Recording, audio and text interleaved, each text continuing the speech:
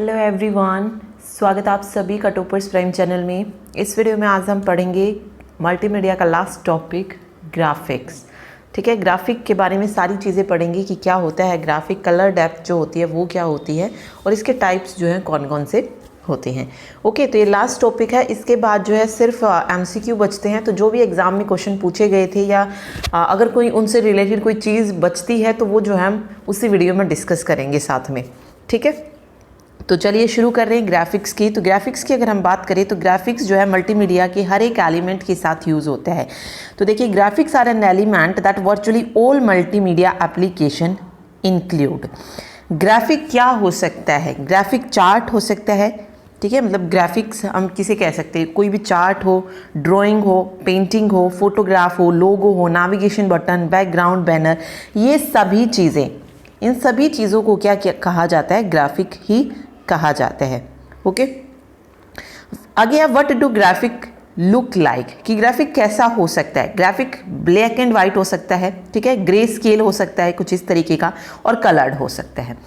इसके साथ ही ये स्टिल हो सकता है, यानी कि स्थिर कह सकते हैं आप, कि एक जगह सिर्फ हमें एक इमेज दिखाई दे, या फिर ग्राफिक्स को जो हम एनिमेटेड, कि वो हमें मूव करता हुआ दिखाई दे। तो इस तरीके का भी जो है ये हो सकता है। ओके, तो ग्राफिक्स में जो मेन चीज़ है कि कैसा हो सकता है, वो ब्लैक एंड वाइट भी हो सकता है। तो उसके लिए कुछ कलर डेप्थ होती है अलग, वो आगे पढ़ेंगे। ग्रे स्केल के लिए अलग कलर डेप्थ होती है, और जो हाई कलर होता है या ट्रू कलर होता है उनके लिए अलग अलग कलर डेप्थ होती है। तो ये ग्राफिक्स में मेन है, ये आपको पता होना चाहिए। ठीक है, आगे देखिए, graphics in multimedia application. Graphical images, graphical images used to add emphasis, direct attention, illustrate concept and provide background content. Two types of graphics जो है हम यूज़ करते हैं। एक बिटमैप ग्राफिक्स होती है, तो दूसरी ड्रॉ टाइप ग्राफिक्स होती है, जिसे वेक्टर ग्राफिक्स भी बोला जाता है। बिटमैप ग्राफिक क्या होती है?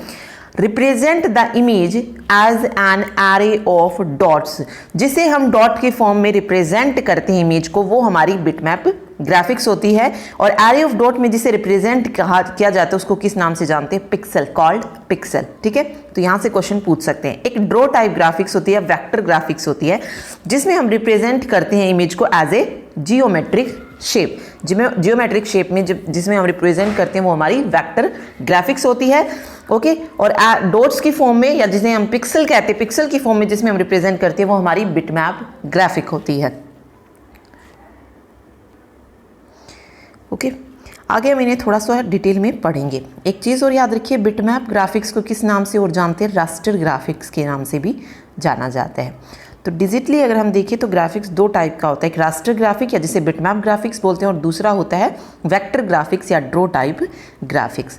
तो अब इन्हें थोड़ा सा डिटेल में पढ़ते हैं। सबसे पहले हम पढ़ रहे हैं बिटमैप ग्राफिक्स, या आप इसे रास्टर ग्राफिक्स भी बोल सकते हैं। रास्टर इमेज या बिटमैप ग्राफिक्स कह लीजिए, बिटमैप इमेज क्या होता है? ये बहुत सारे जो छोटे छोटे स्क्वायर या जिन्हें हम डॉट्स कहते हैं उनसे मिलकर बना होता है। और इन डॉट्स को किस नाम से जानते हैं? पिक्सल के नाम से इन्हें जाना जाता है। ठीक है, अगर हम जब किसी इमेज को जूम करके देखेंगे ना, तो हम इन छोटे छोटे पिक्सल को देख सकते हैं, जैसे यहाँ पे इनको दिखाया गया है। इसी पिक्चर को जब हम जूम करके देखते हैं तो हम इन छोटे छोटे पीसेस को, इन छोटे छोटे स्क्वायर या डॉट्स को जो है आसानी से देख सकते हैं। ओके, जो हम मोबाइल फ़ोन के कैमरे से जो इमेज खींचते हैं या जो भी फ़ोटो लेते हैं, वो किसका एग्जाम्पल होती है? रास्टर इमेज का एग्जाम्पल होती है। क्योंकि जब आप उसे इमेज को थोड़ा सा जूम करके देखेंगे तो आप देख पाएंगे छोटे छोटे स्क्वायर से। ठीक है, जो इमेज होती है वो पूरी तरीके से साफ नहीं होती है जब हम उस चीज़ को जूम करके देखते हैं। तो जो मोबाइल फ़ोन से जो तस्वीरें ली जाती है वो किस तरीके का एग्जाम्पल है?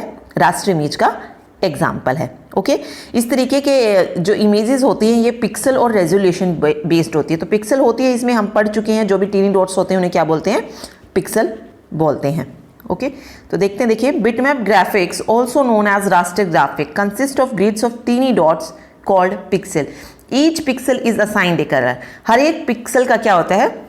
एक कलर होता है। Can be a continuous tone image such as a photograph. Enlarging a bitmap graphic में causes the image to loss crispness and clarity. तो वही है, अगर हम इमेज को थोड़ा सा जूम करके देखेंगे तो उसकी जो क्लैरिटी है वो खत्म हो जाती है।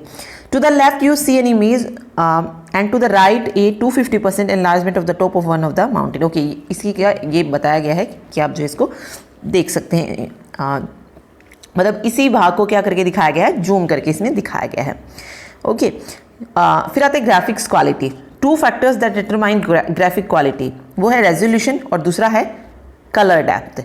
ठीक है, ग्राफिक्स की क्वालिटी को डिटरमाइन के लिए 2 फैक्टर कौन कौन से होते हैं, एक रेजोल्यूशन होता है तो दूसरा कलर डेप्थ होता है। रेजोल्यूशन क्या है, resolution is the number of pixel पर इंच। रेजोल्यूशन क्या होता है, नंबर ऑफ पिक्सल पर इंच। तो इसका मतलब क्या है कि रेजोल्यूशन क्या डिस्क्राइब करता है कि किसी भी इमेज में, ठीक है, जो डॉट्स हैं या पिक्सल्स हैं उनकी संख्या कितनी है, ये कौन डिफाइन करता है, रेजोल्यूशन डिफाइन करता है। ओके, तो ये याद रखिए। और इन पिक्सल्स की जो संख्या होती है किसी भी इमेज में, वो क्या हो सकती है, हज़ारों में हो सकती है, लाखों में हो सकती है। जितनी ज़्यादा पिक्सल की संख्या होगी उतनी ही ज़्यादा जो हमें इमेज की क्वालिटी और क्लैरिटी जो है होती है। तो ये चीज़ याद रखिए, जितनी ज़्यादा पिक्सल है हमारी जो इमेज होगी वो उतनी ही ज़्यादा क्लियर होगी, उसकी क्वालिटी जो होगी वो अच्छी होगी। तो रेजोल्यूशन ये होता है कि किसी डिवाइस को कितने पिक्सल को डिस्प्ले करने की क्षमता होती है, वो रेजोल्यूशन बताता है कि वो कितने पिक्सल्स जो है डिस्प्ले कर रहा है उस ग्राफिक के द्वारा। ठीक है, चलिए आगे देखते हैं। आगे है कलर डेप्थ और बिट डेप्थ। कलर डेप्थ क्या होता है, colour depth is the number of bits used to represent the colour of a single pixel. Single pixel को रिप्रेजेंट करने के लिए कितनी नंबर ऑफ बिट्स जो है यूज हुई है, उसे कलर डेप्थ या बिट डेप्थ के नाम से जाना जाता है।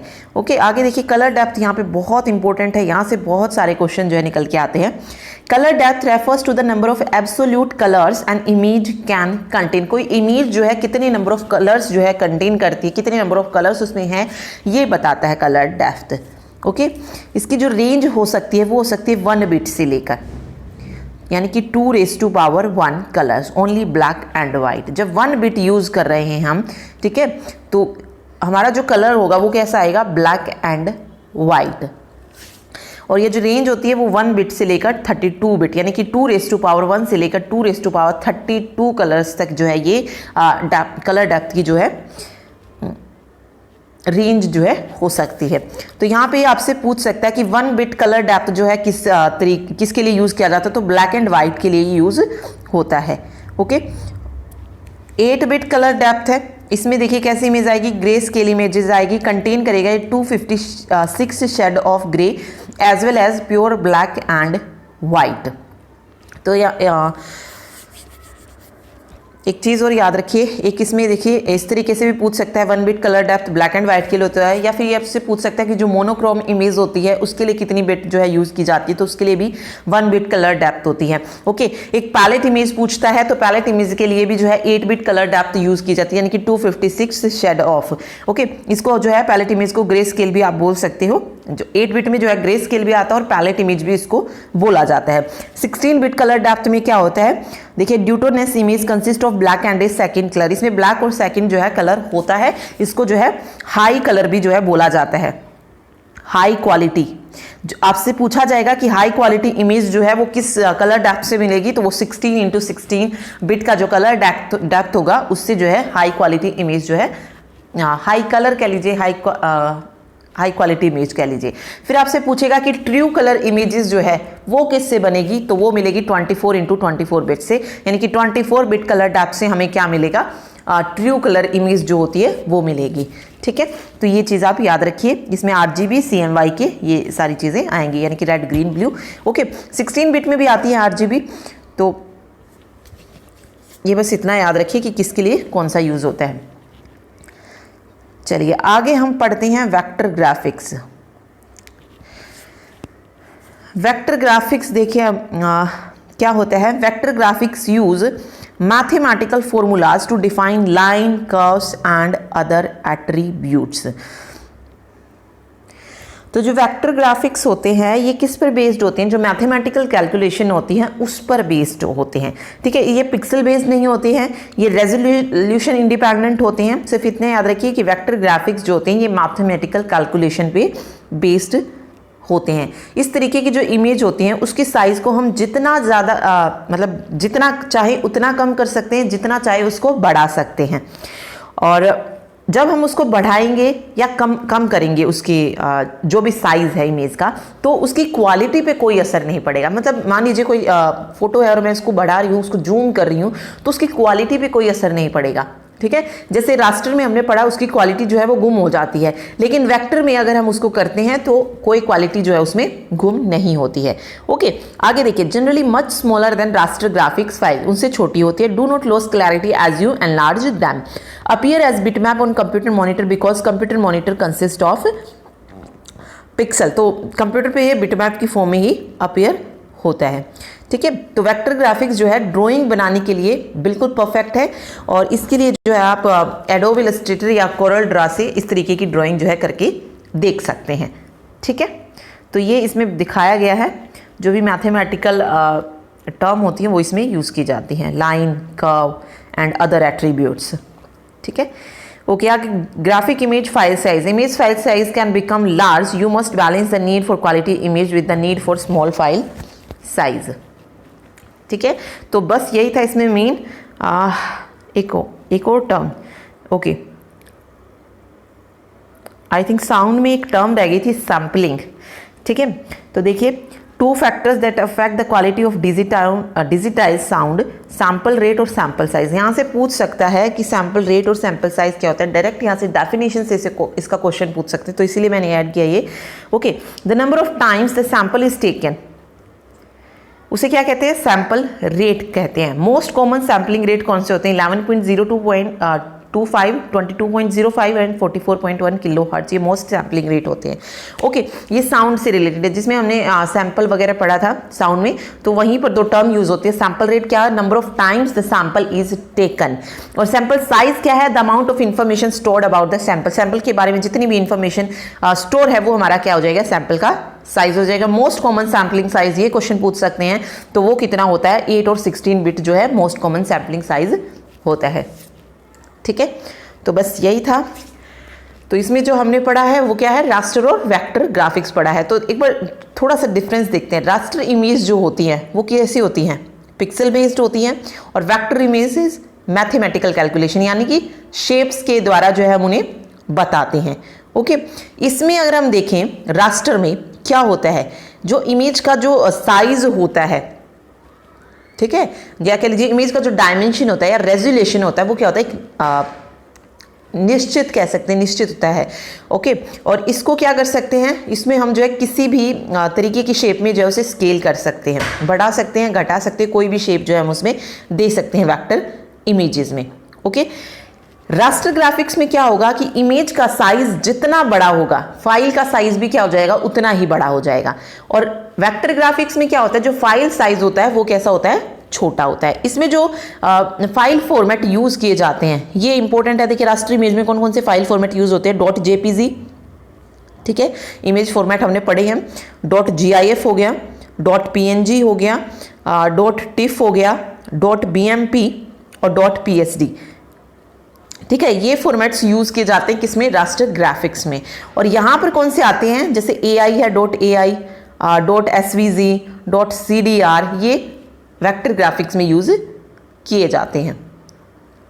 ठीक है, वेक्टर ग्राफिक्स में क्या होता है, हम जो है रास्टर ग्राफिक्स में हम इजीली जो है बहुत सारे कलर्स को ब्लेंड करके क्या कर सकते हैं, पेंटिंग कर सकते हैं। ओके, और इसमें जो है कलर्स को ब्लेंड नहीं किया जा सकता वेक्टर ग्राफिक्स में। रास्टर ग्राफिक्स जो है ये पेंटिंग के लिए परफेक्ट है, और वेक्टर ग्राफिक्स ड्राइंग के लिए परफेक्ट है। ठीक है, रास्टर को क्या कर सकते हैं, हम वेक्टर में कन्वर्ट कर सकते हैं, लेकिन टाइम जो होगा वो बहुत ज़्यादा लगेगा। बट वेक्टर इमेज को आसानी से रास्टर में कन्वर्ट कर सकते हैं। देखिए, कन्वर्ट दोनों को किया जा सकता है, लेकिन रास्टर को वेक्टर में कन्वर्ट करना थोड़ा सा मतलब टाइम जो है बहुत ज़्यादा लेगा, लेकिन वेक्टर को हम इजीली जो है रास्टर में कन्वर्ट कर सकते हैं। ठीक है, तो मेन जो थे इसमें डिफरेंस थे। तो अब जो है नेक्स्ट वीडियो में हम वो क्वेश्चंस करेंगे जो कि एग्जाम में पूछे गए थे, उनसे रिलेटेड कुछ डिटेल अगर बचती है तो वो साथ साथ जो है हम डिस्कस करेंगे। ठीक है, थैंक यू सो मच।